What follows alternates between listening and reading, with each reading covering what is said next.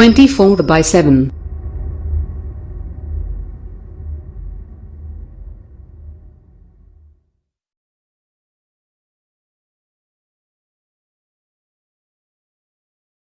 ایک قلندر کافی ہے، دل والوں کی بستی میں ایک قلندر کافی ہے، 100 نعروں میں ایک نعرہ نعرے حیدر کافی ہے۔ چائے پلا کر جھوٹ سنا کر کب تک نفرت بیچو گے، ظالم تیری نیل اڑانے میرا اکبر کافی ہے۔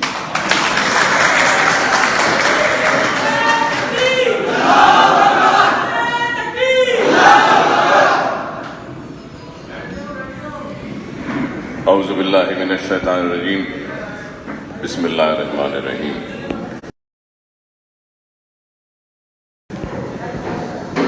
اترالا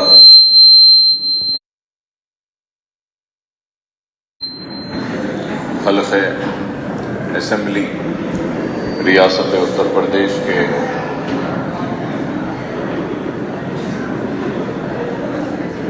مجلس اتحاد المسلمین کے امیدوار جناب ڈاکٹر جناب عبداللہ خان صاحب، پروفیسر کے انصاری صاحب اور جناب بدو خان صاحب اور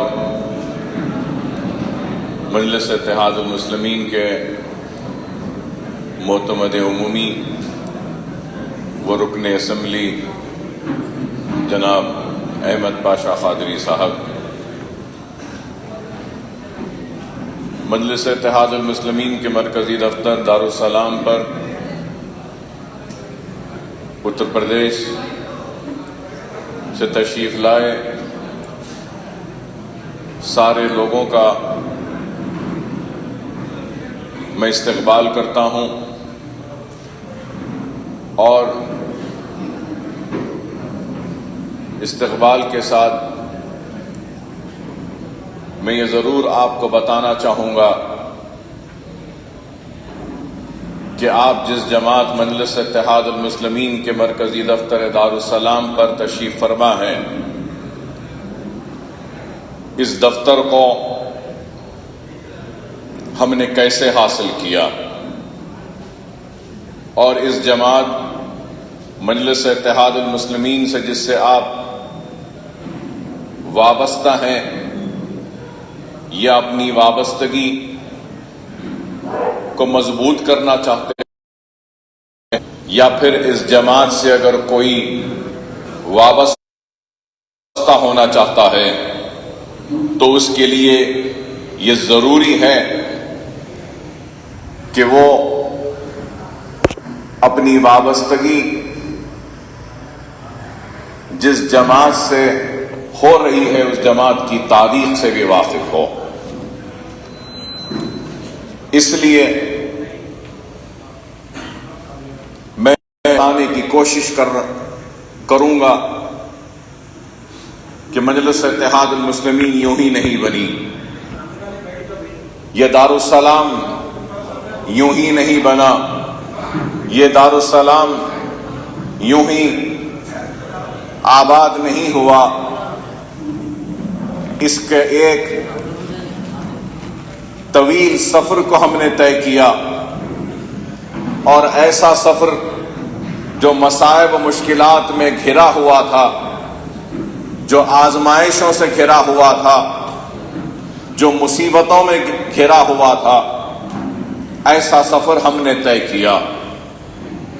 شاید آپ جانتے نہیں، شاید آپ کو معلوم نہیں کہ سرزمین دکن یہ سرزمین دکن کا حصہ ہے اور حیدرآباد علاقہ کہا جاتا ہے، اور ہندوستان کی آزادی کے بعد آپریشن پولو ہوا تھا، پولیس سیکشن بھی جسے کہا جاتا ہے، اور اس وقت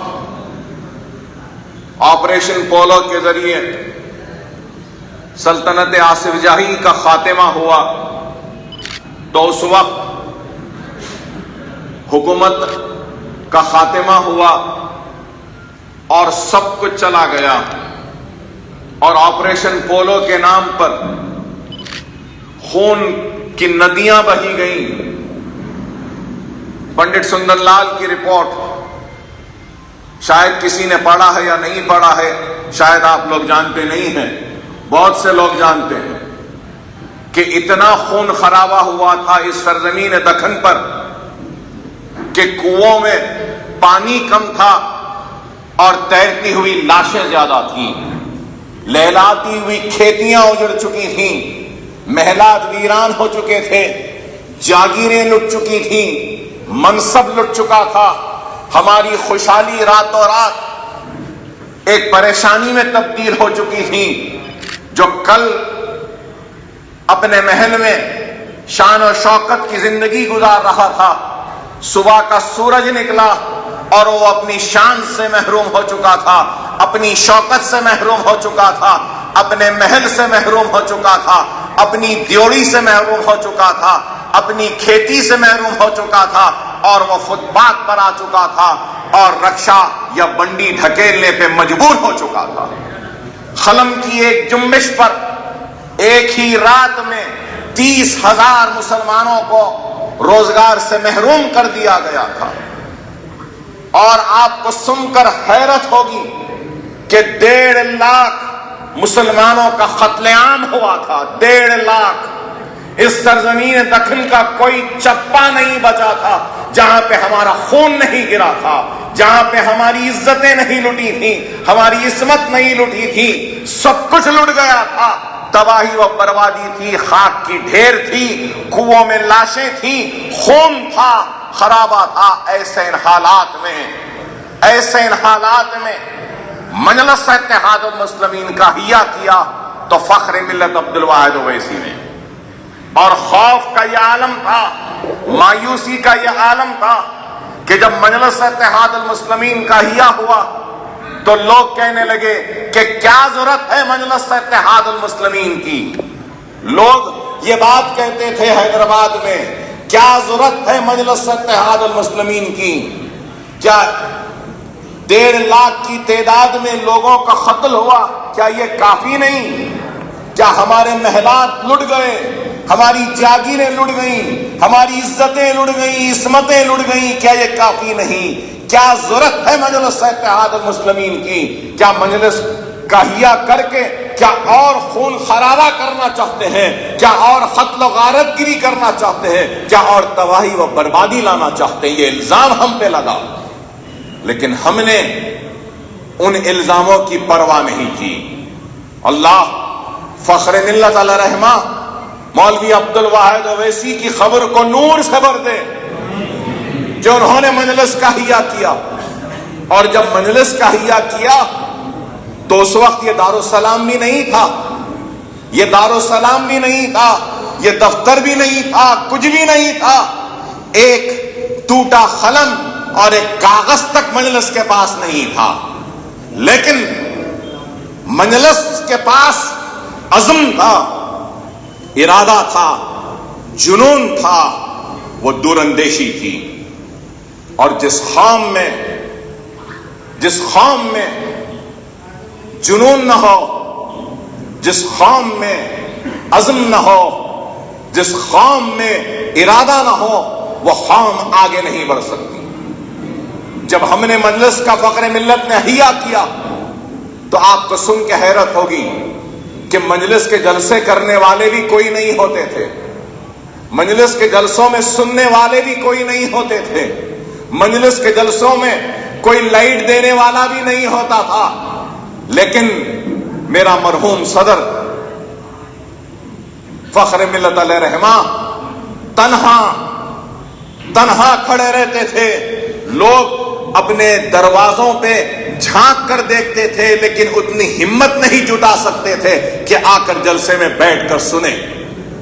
گھر کی کھڑکیاں جو ہوتی تھی، ونڈوز جو ہوتی تھیں، وہاں سے جھانکتے تھے، لیکن جلسے میں شریک نہیں ہوتے تھے۔ اپنے گھر سے کوئی لائٹ دینا نہیں چاہتا تھا، صرف 2 لوگ، 3 لوگ، 4 لوگ اسی طریقے سے محنت ہوتی رہی، کوشش ہوتی رہی اور مجلس اتحاد المسلمین کا حیہ ہوا، تو کس لیے ہوا؟ اس لیے ہوا کہ مجلس اتحاد المسلمین کے حیہ کے ذریعے ہم مسلمانوں کی کمزور معیشت کو استحکام بخشیں گے۔ اس مجلس اتحاد المسلمین کے حیہ کے ذریعے ہم مسلمانوں کو روزگار دیں گے۔ ہم مجلس اتحاد المسلمین کے حیہ کے ذریعے جو حق تلفی ہو رہی ہے اس حق تلفی کے خلاف آواز بلند کریں گے اور اپنے حق کو حاصل کریں گے۔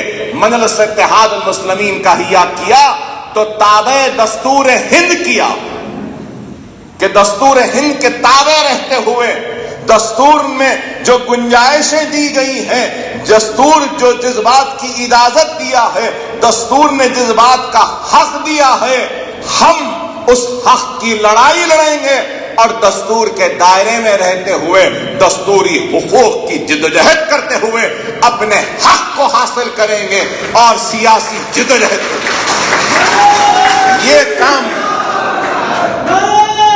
یہ کام مجلس اتحاد المسلمین نے کیا اور 2 مارچ کو آج سے 63 سال پہلے مجلس کا جلسہ ہوا اور اس جلسے میں لاکھوں کی تعداد میں حیدرآباد میں لوگ شریک ہوئے اور پھر وہاں سے مجلس کی جدوجہد کا آغاز ہوا۔ جلسہ ہوا، جلسہ ختم بھی نہیں ہوا تھا کہ مرحوم صدر فخر ملت عبدالواحد اویسی کو ان کے گھر سے گرفتار کر لیا جاتا ہے اور جب گرفتار کیا گیا تو جیل میں ڈالا گیا۔ 1 مہینہ 2 مہینے نہیں، 11.5 مہینے جیل میں تھے عبدالواحد اویسی۔ اور صرف جیل میں نہیں تھے، جیل میں تھے تو گھر کی لائٹ کاٹ دی گئی، جیل میں تھے تو گھر کا پانی کاٹ دیا گیا، جیل میں تھے تو جتنے بھی کھاتے تھے اس کو منجمد کر دیا گیا، ضبط کر لیا گیا، مصیبتیں دی گئیں۔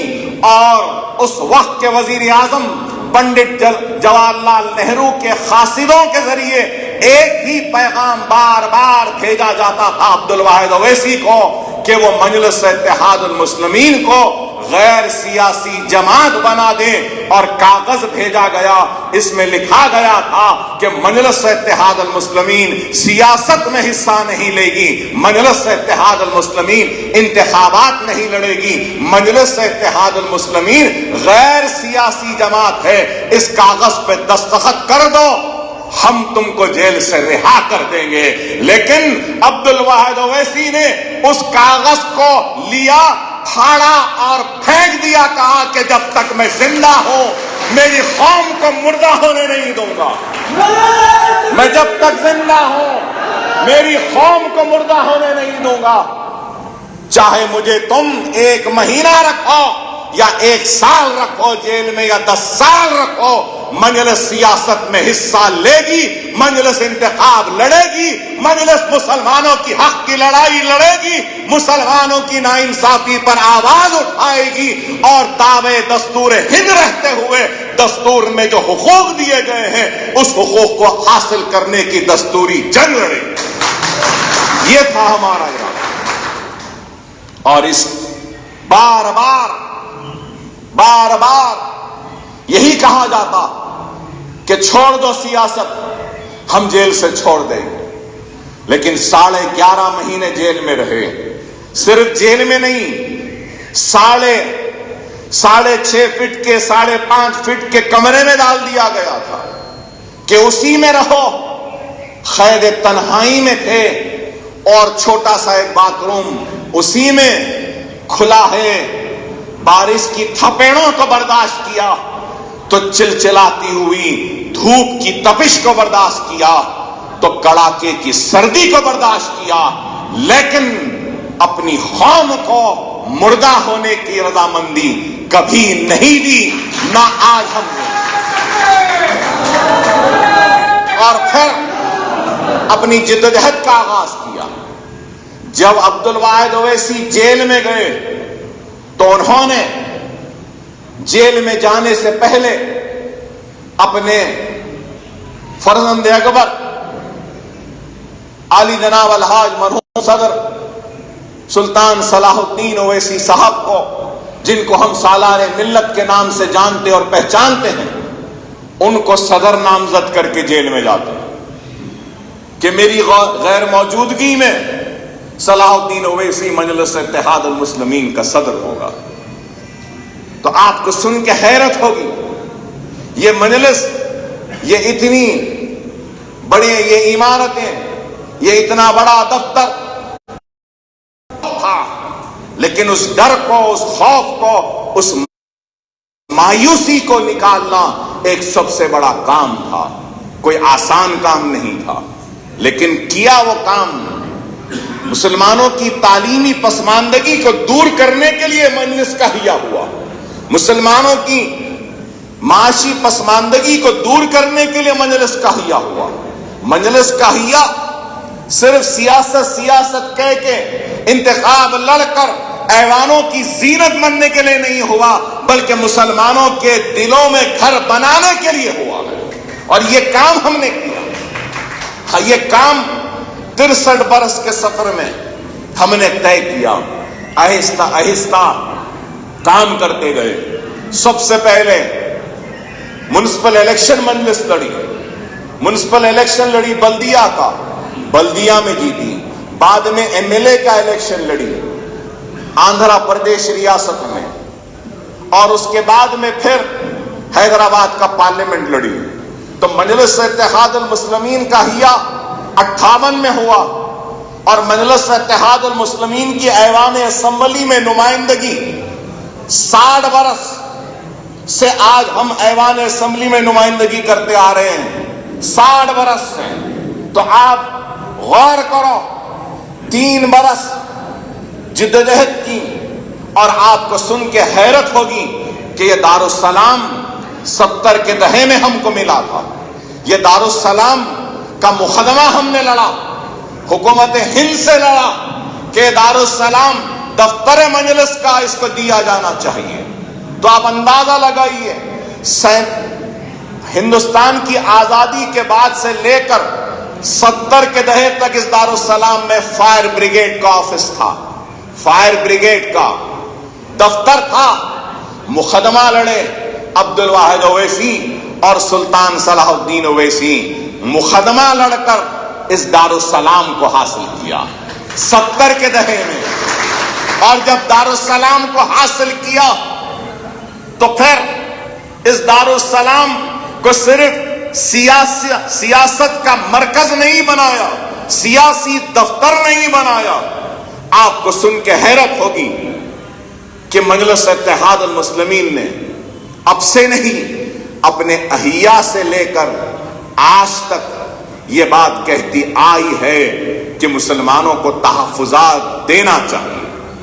جب تک مسلمانوں کو تحفظات نہیں دیں گے، تب تک وہ زندگی کے اس اور ہندوستان کی ترقی میں ان کو بھی برابر کا حصے دار بنانا ہے، تو ان کو بھی تحفظات مہیا کرنی چاہیے تعلیم اور روزگار کے میدان میں۔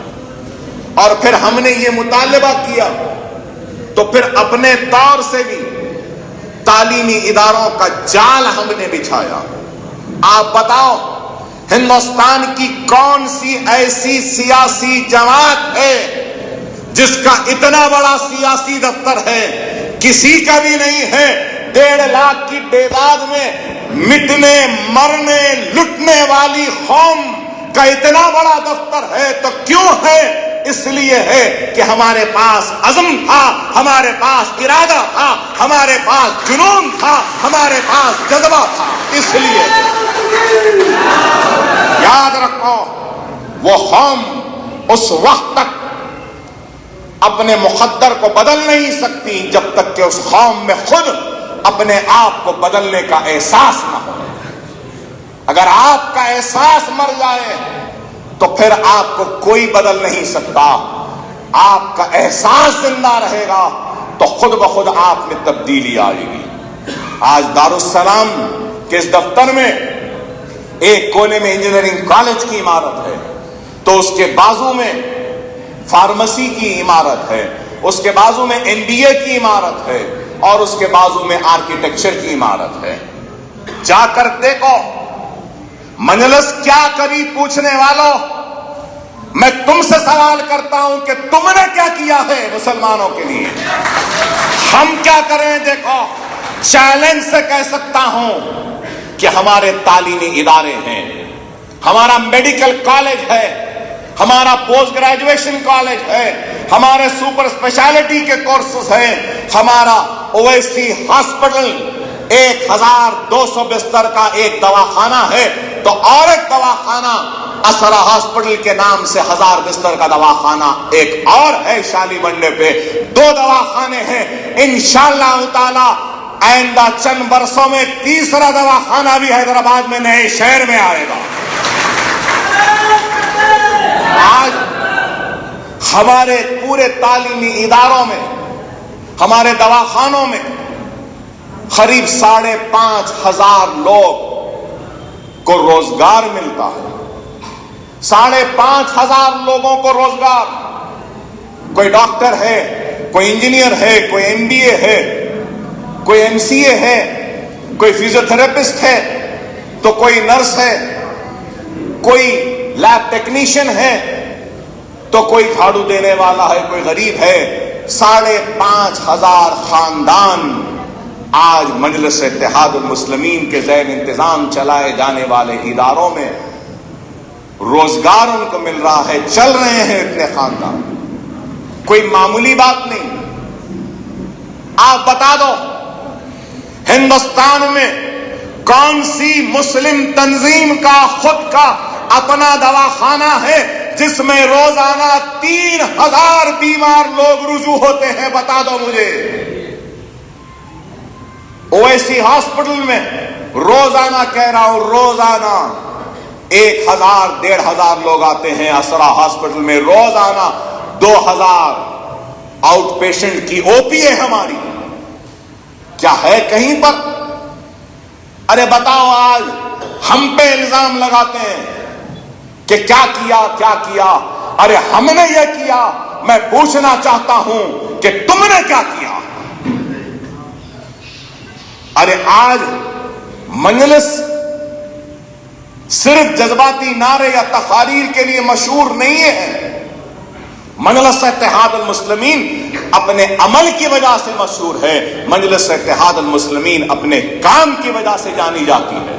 مجلس اتحاد المسلمین اپنے کارناموں کی وجہ سے جانی جاتی ہے۔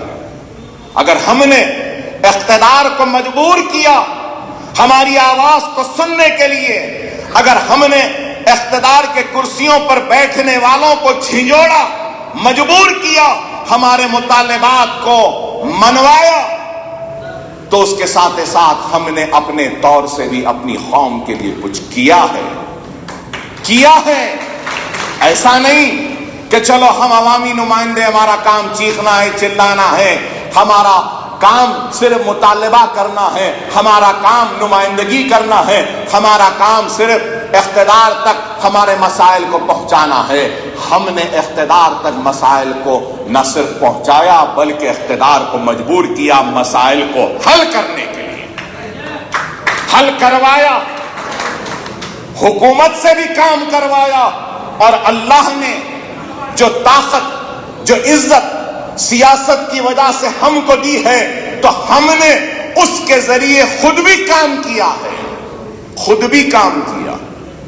آج آپ بتائیے، medical college, engineering college, MBA college, nursing college, MCA college, pharmacy college, architecture college, physiotherapy college, اتنے سارے کالجز میں آج ہمارے بچے زیر تعلیم ہیں۔ کس لیے؟ کس کی وجہ سے؟ مجلس اتحاد المسلمین کی وجہ سے۔ اور میں سلام کرتا ہوں سرزمین دکن و حیدرآباد کے مسلمانوں پر، ہزاروں سلام، کہ انہوں نے ہماری قیادت پہ اعتماد کیا، ہماری قیادت پہ بھروسہ کیا، اور ہماری قیادت کو مضبوط کیا، اور ہم جیسے گنہگاروں کو اپنا قائد مان کر کام کرنے کا موقع دیا۔ یہ حیدرآباد کی عوام کے اتحاد کا نتیجہ ہے، ان کی دعاؤں کا نتیجہ ہے، ان کے خلوص کا نتیجہ ہے کہ یہ کام ممکن ہوا۔ خدا را اس بات کو سمجھو، اگر آپ کی اپنی جماعت ہوگی، اپنی قیادت ہوگی، اپنا اتحاد ہوگا، اپنی طاقت ہوگی، تو وہ دن دور نہیں کہ اتر پردیش میں بھی تمہارا اپنا دواخانہ ہوگا، تمہارے اپنے اسکول ہوں گے، تمہاری اپنی قیادت ہوگی۔ عزم ہونا چاہیے، ارادہ ہونا چاہیے۔ اگر عزم نہیں، ارادہ نہیں، ہمت نہیں، تو کچھ نہیں ہو سکتا۔ آج ہم پر الزام لگاتے ہیں کہ منوسط اتحاد المسلمین مسلمانوں کی سیاست کرتے۔ ارے میں ان سے کہنا چاہتا ہوں، ان سے سوال کرنا چاہتا ہوں کہ بتاؤ، اس ملک میں ہندو بھی ہے، اس ملک میں مسلمان بھی ہے، اس ملک میں عیسائی بھی ہے، اس ملک میں سکھ بھی ہے، اس ملک میں پارسی بھی ہے، اس ملک میں کئی مذاہب کے ماننے والے ہیں، اس ملک میں ایس سی بھی ہے، اس ملک میں ایس ٹی بھی ہے، اس ملک میں بی سی بھی ہے، اس ملک میں برہمن بھی ہے، اس ملک میں بہت سے لوگ ہیں، لیکن اس ملک میں سب سے پچھڑا ہوا کون؟ اس ملک میں سب سے پیچھے کون ہے؟ اس ملک میں سب سے کمزور کون ہے؟ یہ میرا ان سے سوال ہے۔ گوپال سنگھ کمیشن جو اندرا گاندھی کے وقت بنایا گیا، کیا کہا اس نے؟ سب سے پیچھے، سب سے پچھڑا ہوا، سب سے کمزور، تعلیم کے میدان میں، روزگار کے میدان کے، زندگی کے ہر شعبے میں سب سے پیچھے، سب سے آخر، سب سے پچھڑا ہوا، سب سے کمزور مسلمان۔ اگر اس وقت کے گوپال سنگھ کمیشن نے کہا تو پھر یو پی اے کے سچر کمیٹی کے رپورٹ نے بھی یہی کہا کہ ایس سی سے پیچھے مسلمان، ایس ٹی سے پچھڑا ہوا مسلمان، روزی میں پچھڑا ہوا مسلمان، روٹی میں پچھڑا ہوا مسلمان، روزگار میں پچھڑا ہوا مسلمان، کمزور مسلمان۔ اب میں میری ایک سیاسی جماعت، میں ایک لیڈر، میں ایک ایم ایل اے، تو ایک اس چیز کو بھول جائیے کہ میں کون ہوں۔ میں ان لوگوں سے کہہ رہا ہوں جو ہم پر الزام لگاتے ہیں، ان سے کہہ رہا ہوں پچھڑا ہوا مسلمان ہے یا نہیں، کمزور مسلمان ہے یا نہیں، تعلیم کے میدان میں سب سے آخر مسلمان ہے یا نہیں، روزگار میں سب سے آخر مسلمان ہے یا نہیں، ترقیات کی اگر سرگرمیوں کو دیکھیں تو مسلمانوں کی بستیاں سب سے پیچھے ہیں یا نہیں؟ اگر ہے تو ایک لیڈر کی حیثیت سے، ایک سیاسی جماعت کی حیثیت سے، ایک ایم ایل اے کی حیثیت سے ذمہ داری کیا ہوگی؟ جو طاقتور ہے اس کا ہاتھ تھامے، یا جو کمزور ہے اس کو طاقتور بنائے، جو پیچھے ہے اس کو آگے بڑھائے، یا جو آگے ہے اس کے ساتھ چلے، جو پچھڑا ہوا ہے اس کو آگے لائے، جو کمزور ہے اس کو طاقت دے۔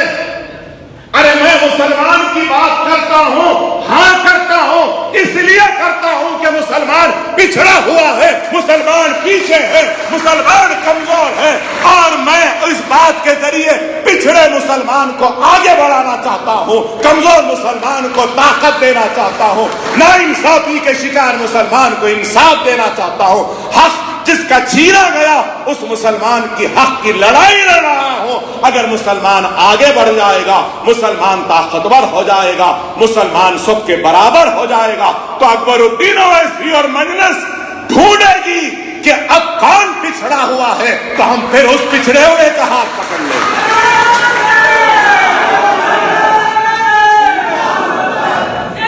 اگر مسلمان آگے بڑھ گیا،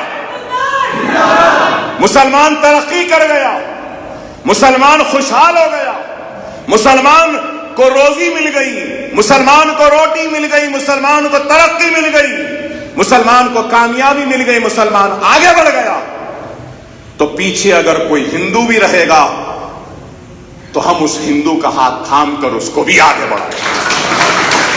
ہمارا دل چھوٹا نہیں ہے، ہمارا دل وسیع ہے، لیکن آج یہ لڑائی کمزوروں کی لڑائی ہے، یہ لڑائی مظلوموں کی لڑائی ہے، یہ لڑائی حق تلفی کی ہے، یہ لڑائی اس کی ہے جس کو 1947 سے لے کر ہندوستان کی آزادی کے بعد سے لے کر آج تک جس قوم کو نظر انداز کیا گیا ہے، جس قوم کی حق تلفی ہوئی ہے، جس قوم کی ناانصافی ہوئی ہے، اس قوم کو آگے بڑھانے کی یہ دستوری لڑائی ہے، دستوری جدوجہد ہے۔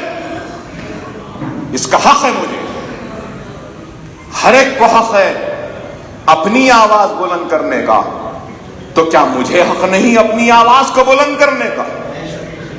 میں بھی اس ملک کا برابر کا شہری ہوں، میں اس ملک کا نہیں ہوں، جتنا حق اس ملک پر نریندر مودی کا ہے اتنا ہی حق اکبر الدین اویسی کا بھی ہے۔ وہ اس ملک کا مالک نہیں، میں اس ملک کا غلام نہیں، میں بھی تیری طرح اس ملک کا برابر کا شہری ہوں، برابر کا حق رکھتا ہوں، کیونکہ دستور نے مجھے حق دیا۔ ہم کو کل ملے گا، کل نہیں ملا تو یقین ہے پرسوں ملے گا، پرسوں نہیں ملا تو یقین ہے ترسوں ملے گا، لیکن ہماری نظریں دیکھ رہی ہے کہ ایک دن آئے گا ضرور، اتر پردیش میں بھی مجلس کا دفتر دارالسلام ہوگا، اتر پردیش میں بھی مجلس کے میلز ہوں گے، اتر پردیش میں بھی دواخانے ہوں گے، اتر پردیش میں بھی تعلیمی ادارے ہوں گے۔ یہ ہماری نظریں دیکھ رہی ہیں۔ عزم ہونا ہے، ارادہ ہونا ہے، ہمت ہونا ہے، جذبات میں نہ ہو۔ قوم کو بیدار کرنے کے لیے جذبات کی ضرورت ہوتی ہے، لیکن بیدار قوم کو منزل تک پہنچانے کے لیے جذبات کی نہیں، صبر کی ضرورت ہوتی ہے۔ صبر کے ساتھ آزمائش کے وقت میں آرام سے حالات کا مقابلہ کرنے کی ہم کو ایک سوچ پیدا کرنی ہو۔ آج اگر ہمارے پاس دواخانے ہیں تو آج ہمارے شہر میں بنیادی تعلیم کے لیے اسکولز بھی ہیں۔ پتہ نہیں آپ کو معلوم ہے یا نہیں، میرے حلقے میں، حلقہ اسمبلی جو میرا ہے چندرائن گٹا، قریب 10,000 بچوں کو فری تعلیم کا انتظام ہے۔ 10,000 کوئی معمولی کام نہیں ہے۔ 10,000 بتاؤ کوئی ہے جو یہ دعویٰ کر سکتا ہے؟ آج لوگ ہم پہ الزام لگاتے ہیں، چلو ہم پہ تنقید کرنے والوں کو میں کہنا چاہتا ہوں، اپنے طور سے کچھ کرو، اپنی قوم کے لیے کرو کچھ۔ کریں گے تو کچھ نہیں، لیکن صرف الزام۔ ارے اگر ہم الزاموں کی پرواہ کرتے ہوتے تو کیا آج حیدرآباد، تلنگانہ، آندھرا پردیش میں مجلس ہوتی؟ میں نے تاریخ کیوں آپ کو بتائی مجلس کی؟ میں نے مجلس کی تاریخ کیوں بتائی؟ کیونکہ آج سے 63 برس پہلے لوگ یہی کہتے تھے، کیا ضرورت مجلس کی؟ مجلس کیوں آنا چاہتی ہے؟ مجلس انتخاب کیوں لڑنا چاہتی ہے؟ مجلس کی وجہ سے وہ جیت جائیں گے، یہ جیت جائیں گے، مجلس کی وجہ سے ایسا ہو جائے گا، ویسا ہو جائے گا، مجلس کی وجہ سے یہ ہو جائے گا، وہ ہو جائے گا۔ وہی سب باتیں 63 سال پہلے بھی بولے تھے لوگ، جو آج بول رہے ہیں۔ اگر 63 برس پہلے رک جاتے تو یہ دارالسلام نہیں ہوتا، یہ عمارت نہیں ہوتی، یہ دواخانے نہیں ہوتے، یہ اکبر الدین اویسی نہیں ہوتا، یہ احمد پاشا قادری نہیں ہوتے، صلاح الدین اویسی نہ ہوتا، عبد الواحد اویسی نہ ہوتے، نہ آپ یہاں پہ جمع ہوتے۔ کسی نہ کسی کو تو آگے بڑھنا ہے نا. اب ہماری قوم سب میں پیچھے ہے, تعلیم میں پیچھے, روزگار میں پیچھے, معاشی بزنس میں پیچھے, ہر حساب میں سب سے پیچھے. لیکن ہماری قوم ایک میں بہت آگے ہے. کیا؟ بس میں کمانڈر ان چیف, مجھے سب معلوم, مجھے سب معلوم. چبوترے پہ بیٹھے رہتا ہے, چبوترے پہ بیٹھے رہتا ہے, آدھا گھر ننگا ہے, آدھا جسم برہنہ ہے, گھر میں روزی نہیں ہے, روٹی نہیں ہے. لیکن نہیں میاں, ایسا نہیں ہونا تھا, ویسا ہونا تھا.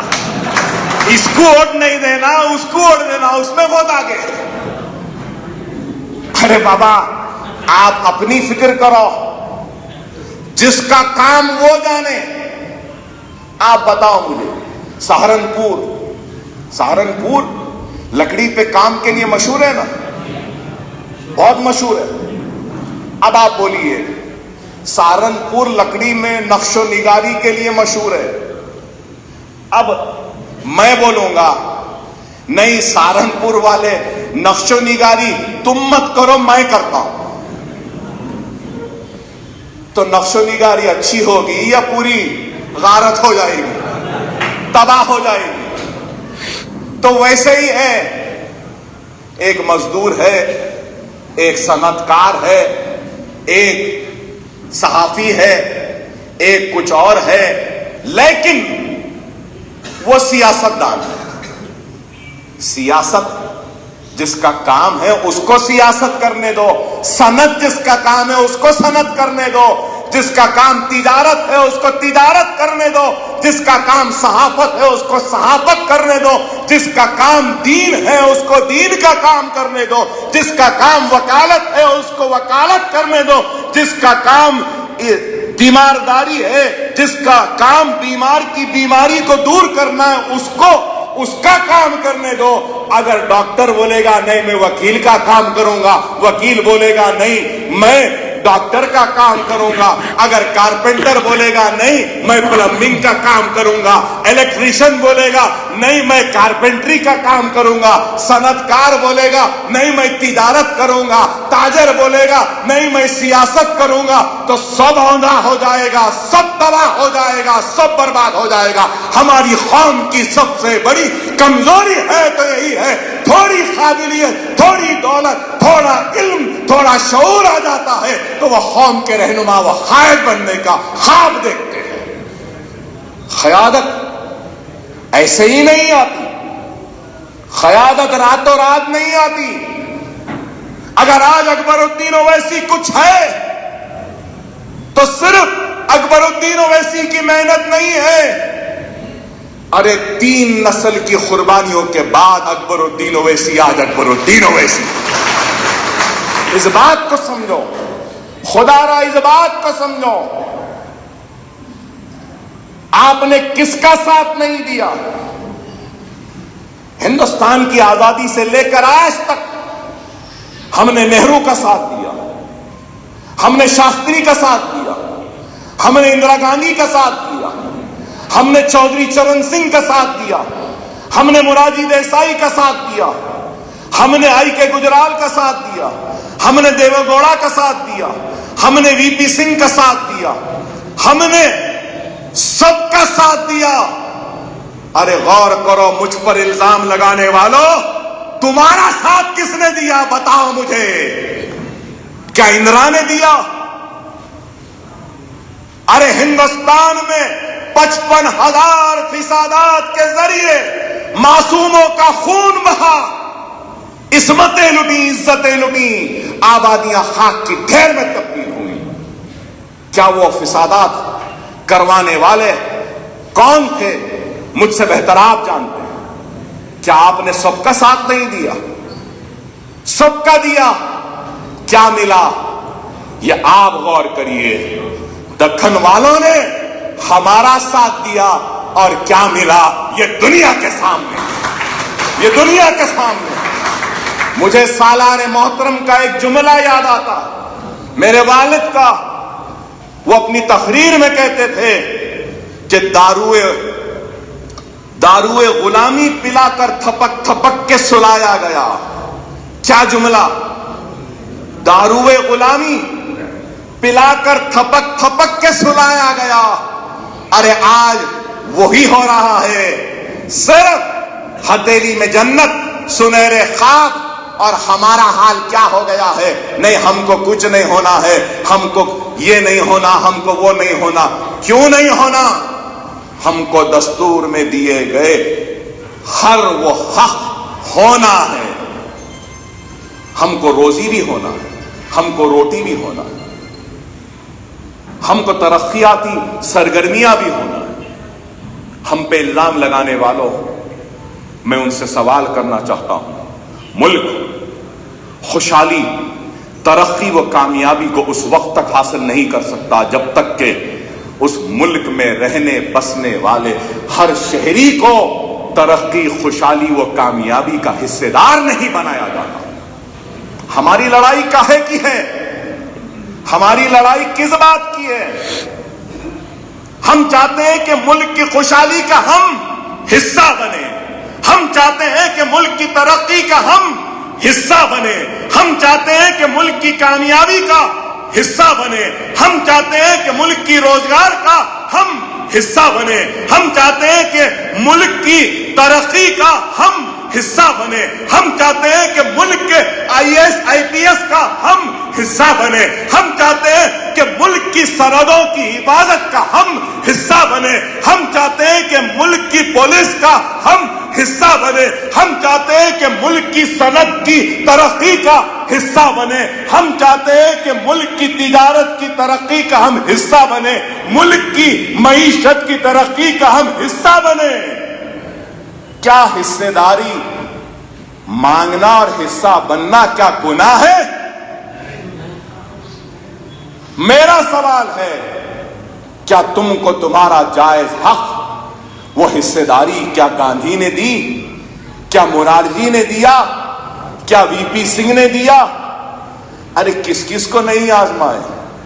کانگریس ہو آزما لیا، جنتا پارٹی ہو آزما لیا، جنتا دل ہو آزما لیا، سماجوادی ہو آزما لیا، بہوجن سماج ہو آزما لیا.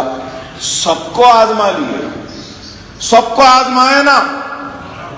ایک مرتبہ ہم کو بھی آزما کے دیکھیں. اب تک غیروں کو آزمایا تھا، کبھی اپنوں کو بھی آزما کے دیکھ لو. فرق ہوتا ہے غیروں میں اور اپنوں میں، وہ ہم بتا دیں گے، ہم بتائیں گے. ارے آج بتاؤ، تلنگانہ ریاست میں ایک غریب بچی کی شادی ہوتی ہے تو 1 لاکھ چلر پیسے دیے جاتے ہیں غریب بچی کی شادی کو. کیا اتر پردیش میں ہے؟ اگر میرا بچہ، مسلمان بچہ، لندن، امریکہ، آسٹریلیا، امریکہ، دنیا میں کہیں پر بھی ماسٹرز پڑھنا چاہتا ہے تو ریاستی حکومت سرکاری خزانے سے 20 لاکھ روپیہ دیتی ہے. کیا اتر پردیش میں دے رہی ہے؟ اگر ہمارا بچہ کوئی انجینئر بننا چاہے، ڈاکٹر بننا چاہے، آرکیٹیکٹ بننا چاہے، نرس بننا چاہے، بزنس مینجمنٹ کا MBA کا ماسٹرز بننا چاہے، لائر بننا چاہے، آرکیٹیکٹ بننا چاہے، صرف سیٹ الاٹ کرا دے، اس کی پوری فیس ریاستی حکومت دیتی ہے. کیا اتر پردیش میں ہے؟ میں پوچھنا چاہ رہا ہوں آپ سے. ارے اور کتنے اسکیمیں یہاں پہ آپ کے سن کے حیرت ہوگی. شادی کے لیے، باہر جانے کے لیے، یہاں پڑھنے کے لیے، پری میٹرک، پوسٹ میٹرک اسکالرشپ، روزگار حاصل کرنے کے لیے قرض، اوقافی جائیدادوں کا تحفظ. کیا اتر پردیش میں اوقافی جائیدادیں نہیں ہیں؟ ہے. ہمارے آبا و اجداد نے زمینات کو کیوں وقف کیا؟ مستقبل کے لیے، مستقبل کی ترقی کے لیے. مستقبل میں بیواؤں کی مدد کے لیے، یتیموں کی مدد کے لیے، تعلیم کے لیے، روزگار کے لیے وہ وقف کیا۔ لیکن آج کیا ہماری اوقافی جائیدادوں سے ہماری خوشحالی، ہماری ترقی، ہمارے روزگار یا ہماری تعلیم کے لیے کچھ کام ہو رہا ہے؟ ہم نے یہاں پہ اوقافی زمینات کو حاصل کیا۔ کووڈ کے وقت میں نے لڑ کر 2 سال پہلے موقوفہ جائیداد کے 50 ایکڑ زمین کو حاصل کیا۔ شہر میں 50 ایکڑ، 1 ایکڑ زمین آسانی سے 6 کروڑ روپے میں ہے۔ کس کے لیے؟ مسلمانوں کے قبرستان کے لیے جگہ نہیں تھی تو وہ حاصل۔ آپ یہاں سے دارالسلام سے نکل کر جائیے، ایک عمارت بن رہی ہے چھوٹے چورستے کے پاس، وہ 1 مینار کی مسجد ہے سیدھے ہاتھ پہ، وہاں ایک عمارت بن رہی ہے، اس کے سامنے دیکھیے وہ کیا ہے معلوم آپ کو؟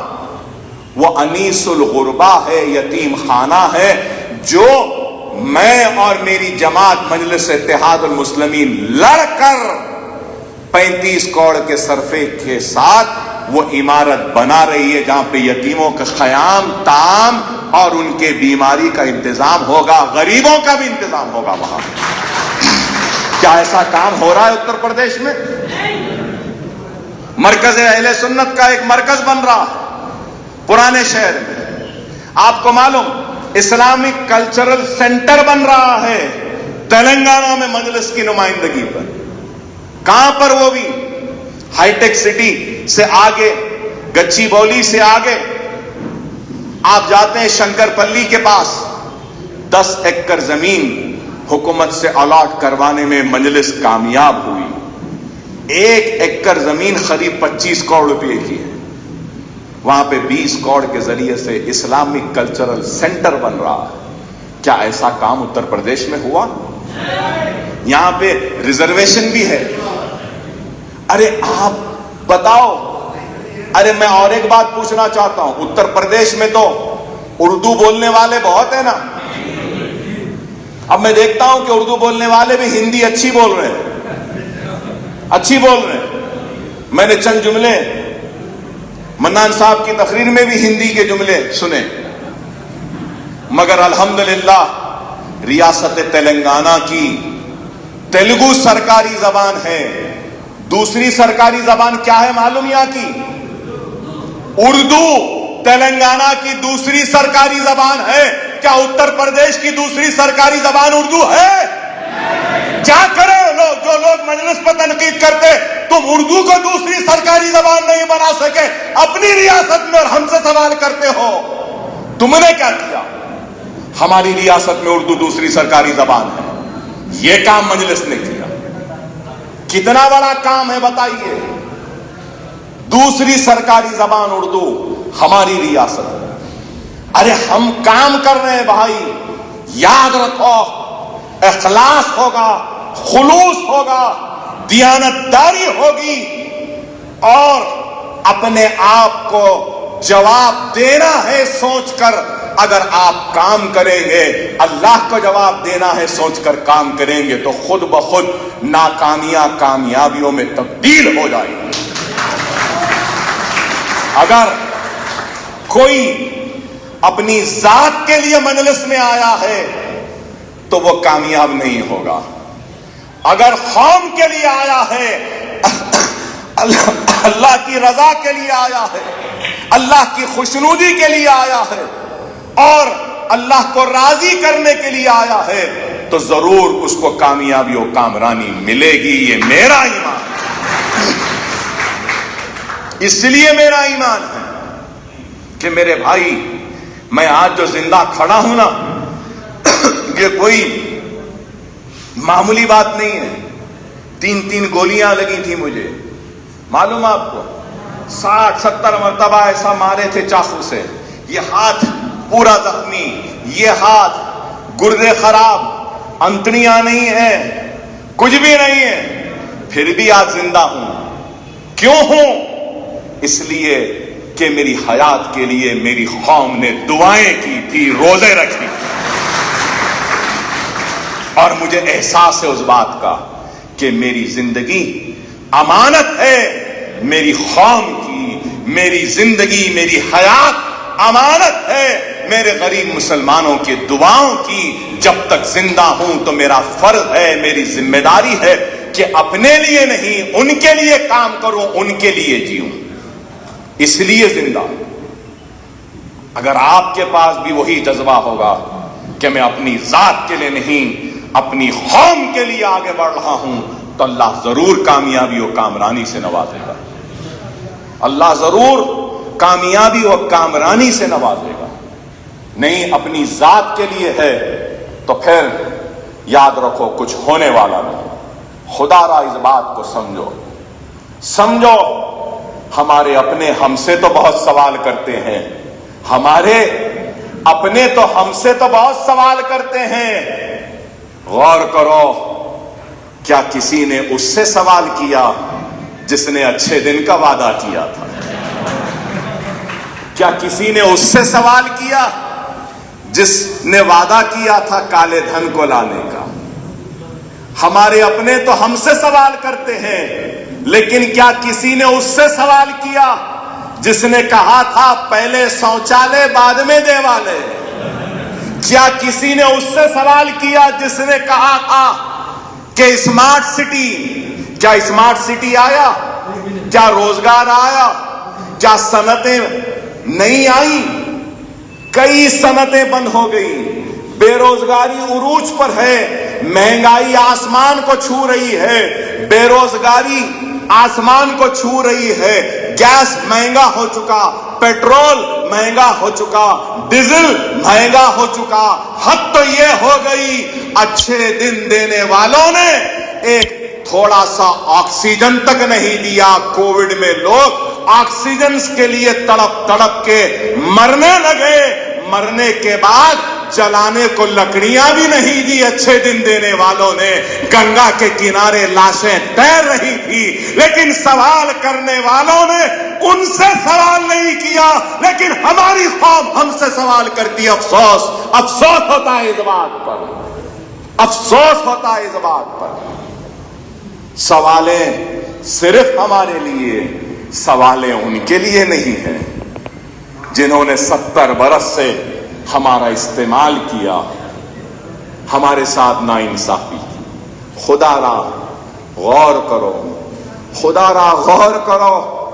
اگر مجلس جیتتی ہے تو میرا کیا فائدہ؟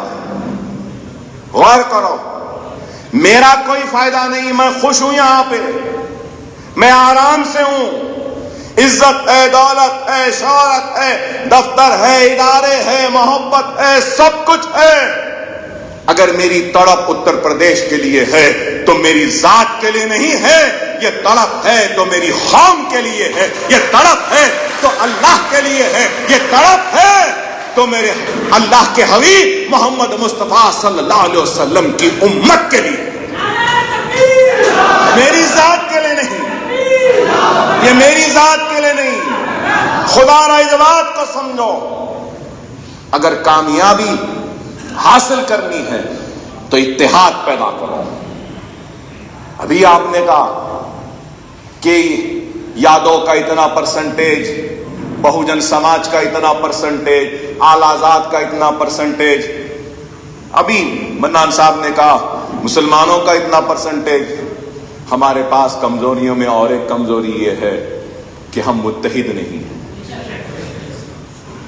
اتحاد آ جائے تو یاد رکھو دنیا کی ہر قوم, دنیا کا ہر بڑا لیڈر تمہارے تمہاری چوکٹ پہ اپنے سر کو جھکانے پہ مجبور ہو جائے, بشرط یہ کہ تمہاری صفوں میں اتحاد آ جائے. یاد رکھو بند مٹھی لاکھ کی, کھلی تو خاک کی. ہمارا حال یہ ہے, ہم منظم نہیں, ہم متحد نہیں, ہم میں اتحاد نہیں. ہم آسانی سے بکھیر جاتے ہیں, آسانی سے ٹوٹ جاتے ہیں, آسانی سے منتشر ہو جاتے ہیں. معاف کریں, آسانی سے غیروں کے پاس بھی چلے جاتے ہیں. افسوس تو اس بات کا.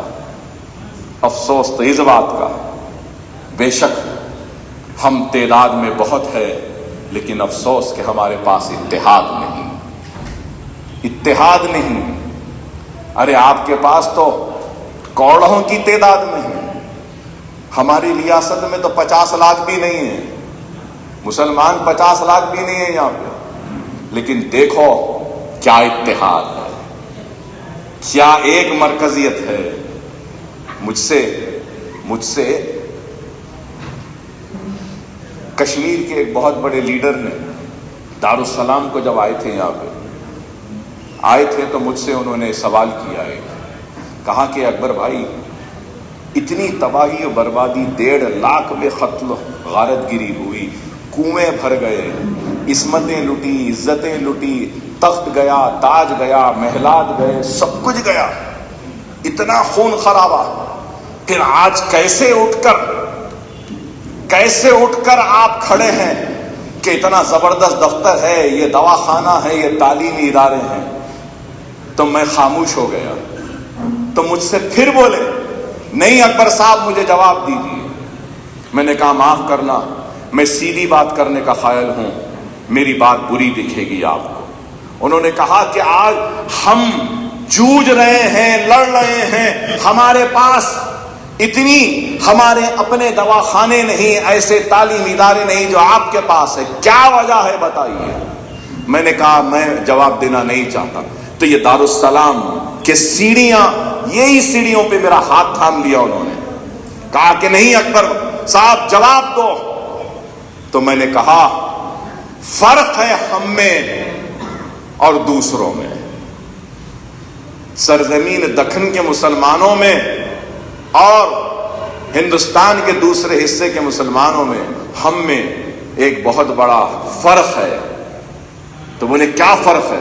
میں نے کہا ہمارے پاس یہ ہے کہ ہم ہنستے ہنستے تاج کو لٹتا ہوا دیکھے، ہنستے ہنستے حکمرانی کو جاتے ہوئے دیکھے، ہم مسکراتے مسکراتے اس عزتوں کو، عصمتوں کو لٹتا ہوا دیکھے، لیکن ہم نے تخت کو لٹایا، تاج کو لٹایا، حکمرانی کو لٹایا، عزت کو لٹایا، عصمت کو لٹایا، ہم نے سب کچھ لٹایا، لیکن ایک چیز کو لٹنے نہیں دیا، کیونکہ ہماری نظر میں عزت سے زیادہ، ہماری عصمت سے زیادہ، ہمارے تخت سے زیادہ، ہمارے تاج سے زیادہ، ہمارے خون سے زیادہ وہ اہم تھا، اور وہ ہمارا ایمان تھا۔ ہم نے تخت لٹایا، ایمان کو بچایا، تاج لٹایا، ایمان کو بچایا، عصمت کو لٹایا، ایمان کو بچایا، آبرو کو لٹایا، ایمان کو بچایا، خون کو بہایا، ایمان کو بچایا۔ ہم نے سب کچھ لٹنا گوارا کیا، لیکن ایمان کو لٹنے نہیں دیا۔ وہی بچے ہوئے ایمان کی طاقت ہے کہ آج یہ دارالسلام ہے، یہ تعلیمی ادارے ہے۔ خدا را سب کچھ لٹ جانے دو، اپنے ایمان کو لٹنے نہ دو۔ یہی میرا پیغام ہے آپ سے، اتر پردیش والوں سے۔ سب کچھ لٹتا ہے تو لٹ جانے دو، ایمان کی عبادت کر لو، ایمان کو لٹنے نہ دو۔ ایمان باقی تو دنیا کی کامیابی باقی۔ ایمان کو بچاؤ، یہی پیغام ہے، یہی بات ہے۔ خدا را منظم رہ جاؤ، متحد ہو جاؤ، انشاءاللہ تعالی مجلس اگر کامیاب ہوتی ہے، ہمارے عبد المنان صاحب کامیاب ہوتے تو انشاءاللہ ہم کوشش کریں گے، چھوٹا کام صحیح اپنے طور سے کریں، چاہے وہ ایک چھوٹا کمپیوٹر ٹریننگ انسٹیٹیوٹ ہی کیوں نہ ہو، چاہے وہ ایک چھوٹا کوچنگ سینٹر ہی کیوں نہ ہو، چاہے وہ چھوٹا وومن امپاورمنٹ کا سینٹر ہی کیوں نہ ہو، چاہے وہ ایک چھوٹا سا ایک اسکول کیوں نہ ہو، انشاءاللہ تعالی مجلس کامیاب ہوگی تو ہم وہاں پہ اپنے کام کا آغاز کریں گے۔ یہ ہمارا آپ سے وعدہ ہے۔ کام کریں، حکومت سے تو لڑیں گے حق کے لیے، جدوجہد کریں گے ایوانوں میں، اپنے وجود کا احساس دلائیں گے کہ ہاں ہم ہیں. آج اب تلنگانہ بنا، اس سے پہلے آندھرا پردیش تھا. کتنے 295 MLAs تھے، 295. اس میں ہم صرف 5 تھے، مگر 295 پہ یہ 5 بھاری تھے. میرا بولنے کا مطلب یہ ہے کہ تعداد معنی نہیں رکھتی، جذبہ معنی رکھتا ہے، ہمت معنی رکھتی ہے، ایمان معنی رکھتا ہے. تو آج ہم کو بھی اپنے نمائندوں کو کامیاب کرنا ہوگا. میں امید کرتا ہوں کہ اتر پردیش کے لوگ ہم کو بھی موقع دیں. ہم ضرور کوشش کریں گے. کامیابی ناکامی اللہ کے ہاتھ ہے. کوشش کرنا ہمارا کام. آج نہیں کل، کل نہیں پرسوں، پرسوں نہیں ترسوں، لیکن ہم ضرور کامیاب و کامران ہیں. اچھے لوگوں کی ضرورت ہے.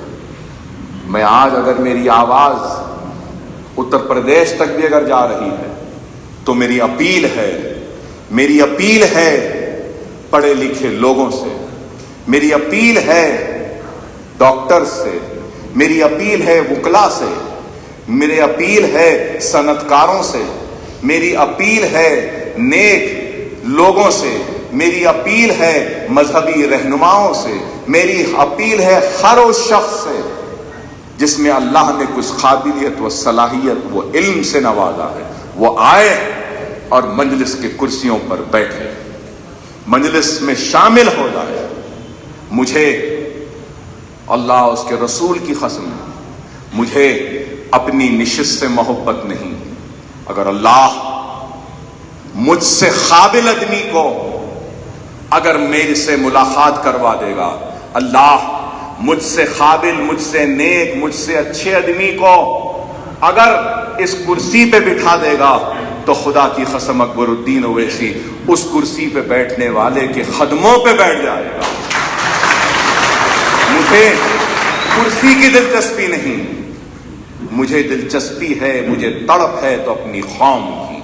میں اپیل کرتا ہوں ہر نیک آدمی سے، ہر قابل آدمی سے، ہر صاحب سمجھ سے کہ آئیے اس جماعت کی باغ و دوڑ کو آپ سنبھالیے. اتر پردیش میں آپ آگے بڑھ کر لے جائیے، آپ آگے رہیے، ہم آپ کے پیچھے چلنے تیار ہیں. منان صاحب نے کہا کہ اکبر صاحب آپ وقت دیجیے. میں آپ سے کہہ رہا ہوں اور آپ سے کہہ رہا ہوں کہ آپ آگے بڑھیے، آپ کے پیچھے میں چلنے تیار ہوں. آپ کو آگے بڑھنا پڑے گا، آپ کو آگے بڑھ کر راستہ بتانا پڑے گا. اتر پردیش میری ریاست نہیں، وہ آپ کی ہے. آپ آگے بڑھیے، میں پیچھے چلنے تیار ہوں. آپ کو آگے بڑھنا پڑے گا. اگر آپ آگے نہیں بڑھیں گے تو پھر کچھ نہیں ہوگا.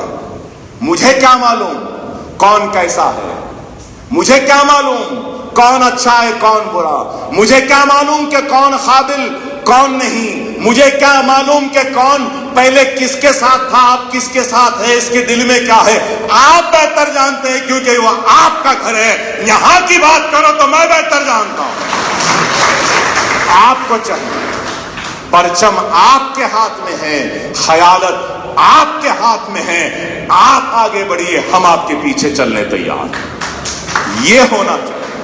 اگر یہ جذبہ، یہ سوچ، یہ فکر کو ہم آگے لے کر جائیں گے تو اللہ ضرور ہم کو کامیابی و کامرانی سے نوازے گا. میں آپ تمام کا بے حد ممنون ہوں، مشکور ہوں کہ آپ نے اپنا قیمتی وقت نکالا، ہمارے دفتر کو آئے، اتنی دیر ہمارے خطاب کو سنا. بہت شکریہ آپ تمام کا، اور پھر سے آپ تمام کا شہر حیدرآباد میں استقبال ہے. اور تمام یو پی کے باشندوں سے کہوں گا جو یہاں پہ روزگار سے جڑے ہیں، ہم آپ کے بھی ہیں، آپ ہمارے بھی ہیں. آدھی رات کو ہمارے لائق کوئی خدمت ہے تو ضرور دستک دینا. ہم آپ کے ساتھ، ہم آپ کے ساتھ. ہم اتر پردیش سے بے شک دور ہیں، لیکن ہماری دعاؤں میں اتر پردیش کا ہر مسلمان ہر روز ہر نماز میں شامل رہتا ہے. بے شک ہم اتر پردیش سے دور ہیں، لیکن اتر پردیش کے مسلمانوں کے لیے ہمارا دل دھڑکتا ہے۔ بے شک ہم اتر پردیش سے دور ہیں، لیکن اتر پردیش کے مصیبت زدہ مسلمانوں کی مصیبت کا احساس ہم کو ہے۔ بے شک ہم اتر پردیش سے دور ہیں، لیکن اتر پردیش کے پریشان حال لوگوں کی پریشانی کا احساس ہے۔ اب ہم اتر پردیش کے قریب آ رہے ہیں، اتر پردیش ہم کو قبول کرتا ہے یا نہیں یہ اتر پردیش جانے، لیکن ہم ضرور کام کریں گے۔ اللہ سے دعا ہے کہ اللہ مجلس اتحاد المسلمین کو کامیابی و کامرانی سے نوازے۔ اللہ سے دعا ہے کہ اللہ آپ تمام کے پریشانیوں کو، مصیبتوں کو دور فرمائے۔ اللہ سے دعا ہے کہ اللہ آپ کے کام میں، آپ کے کاروبار میں ترقی عطا فرما۔ اللہ سے دعا ہے کہ اللہ ہم سب کو حلال کی روزی روٹی مہیا کروا دے۔ اللہ سے دعا ہے کہ اللہ ہم سب کو نیک بنائے۔ اللہ سے دعا ہے کہ ہم سب کو ایک بنائے، ہم سب کی جماعت مجلس اتحاد المسلمین کو کامیابی